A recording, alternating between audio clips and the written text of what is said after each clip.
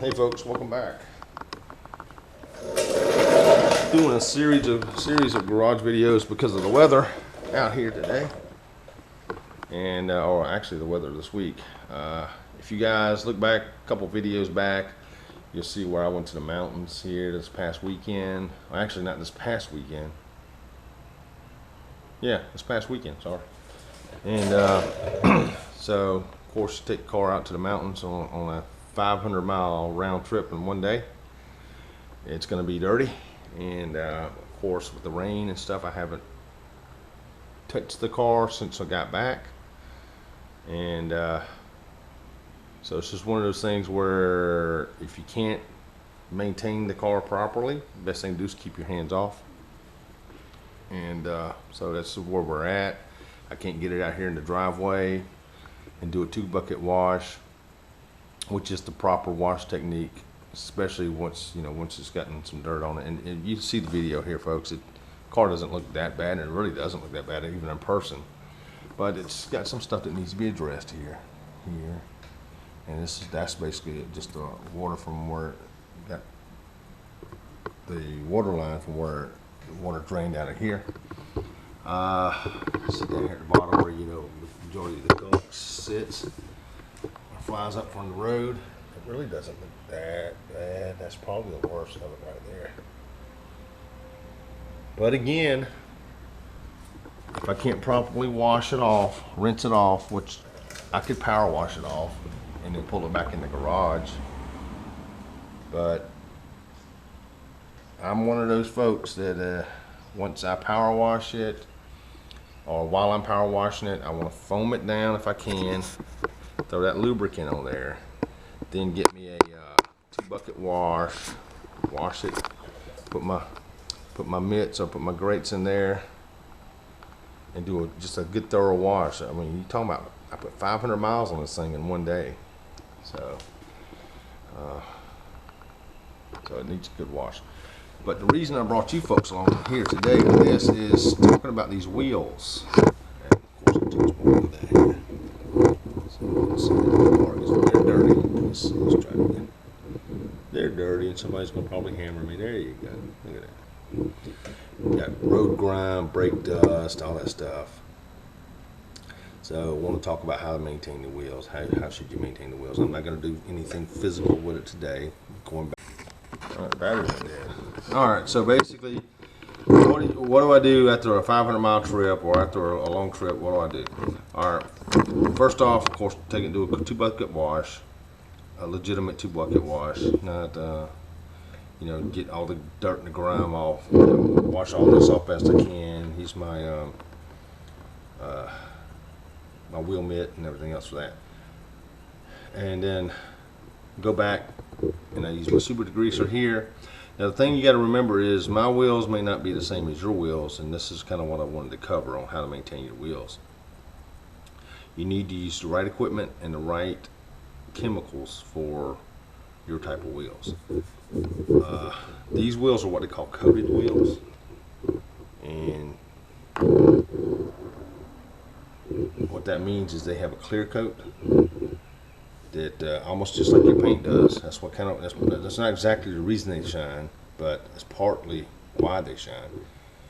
But they have a clear coat on them. So if I go and I use some polish, for example, some like exhaust polish or even a wheel polish that's made for aluminum wheels, for example, and I start buffing this clear coat, it's going to scratch it. Now I'll have to come back out with a polisher with a paint type of polish and fix those scratches if I can, if it hasn't gone down to the metal, to the bare metal. Now I could strip this I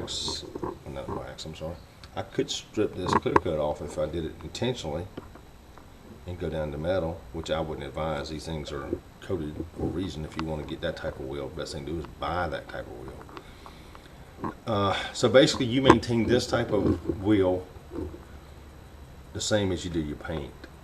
You clean the grime off, you clean the decontaminate it, try to get the all the everything that's embedded into the clear coat out as you can. Then you can wax it, you can put a sealant on there, or whatever. Now this is the exterior part of the wheel. Talking about your tubs there, what you call tubs, which is behind there. A little bit more aggressive with that, which I have over time. You guys saw some videos. You go back and look at some other my videos where these things were really terrible, and I totally advocate taking these off your car once a year, at least once a year. I used to do it once a season until I got them to where they're at now, but at least once a year, and totally decontaminating them and scrubbing them down with Brillo pads and stuff like that, just getting all that embedded brake dust and road grime off. But that's separate from this, you know, your visual stuff that's back there. So you got to figure out what kind of wheel you have. You have aluminum polished, or aluminum coated, whatever, and use what you want to on that. Now I use anything from super degreaser to an acid on these wheels because they're coated for one, and they're not aluminum. So, but if you have aluminum wheels and they're not coated, then you definitely don't use an acid unless you're going for that, because the acid etches metal and etches aluminum, and you'll have to polish the etched part of the aluminum back out. Well, some people do that intentionally so they can go back and polish them, but I don't recommend you do that. So you have to figure out what you got and go from there. So again, wash your car down, your method. I would definitely recommend after a 500-mile trip or a long drive. If you can't do it right, like a day like today, if you can't come out here and do it right, then leave it alone until you can do it right. Because the best thing to do with your paint, wheels, engine, whatever, the best thing to do, if you can't do it right with the right type of lubrication, right type of materials, you know, the right amount of water, is to leave it alone. Now the coating on these wheels is a lot more durable than the coating on your paint, as far as you know, the appearance and stuff. They're a lot more durable, and they're meant to be. They're baked on, stuff like that.